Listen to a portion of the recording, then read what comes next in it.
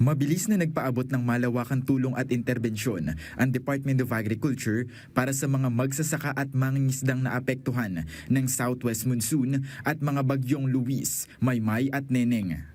Agad na naglaan ang pambansang pamahalaan ng 210.93 million pesos worth of agricultural inputs, kabilang ang mga dekalidad na binhi ng palay, mais at gulay upang matulungan ang mga lokal na producer na makapagsimula muli.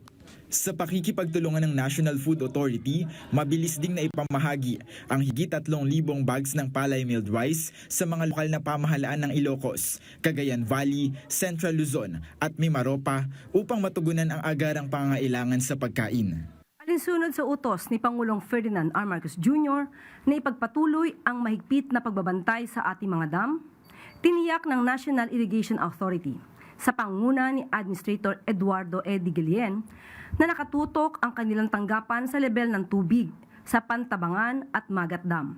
Bukod sa mga binhi at pamimigay ng bigas, naglabas ang PCIC o Philippine Crop Insurance Corporation ng 35.67 million pesos indemnification o danyos para sa higit 5,000 insured farmers and fisherfolks bilang pantulong sa kanilang kabuhayan.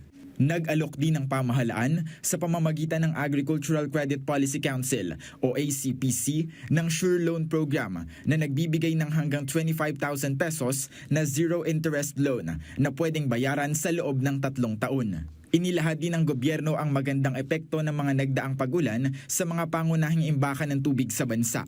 Sa kabilang dako ay inilahad naman ng tanggapan na naging kapaki-pakinabang ang pag-ulan dahil napakalakas at napalakas nito ang irigasyon sa ating mga sakahan.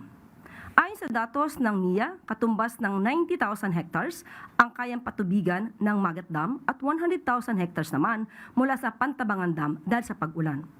Malaking ginhawa ang hatid nito sa ating mga magsasaka na naapektuhan ng El Nino. Sa direktiba ng DA Regional Field Offices, pinalakas pa ang logistical support sa pamamagitan ng pagpapakilos sa mga kadiwa trucks upang maikarga at maipamahagi ng mabilis ang mga tulong at produktong agrikultural sa mga nawalan ng ani. Patuloy din ang mahigpit na pakikipag-ugnayan ng kagawaran sa iba pang ahensya at LGUs para sa mga sistematikong paghahatid ng serbisyo sa higit 50,000 apektadong magsasaka. Tuloy-tuloy rin ang monitoring sa presyo at supply ng mga bilihin sa merkado upang mapigilan ang anumang uri ng price profiteering sa gitna ng kalamidad. Elijah Canlas para sa Bayan.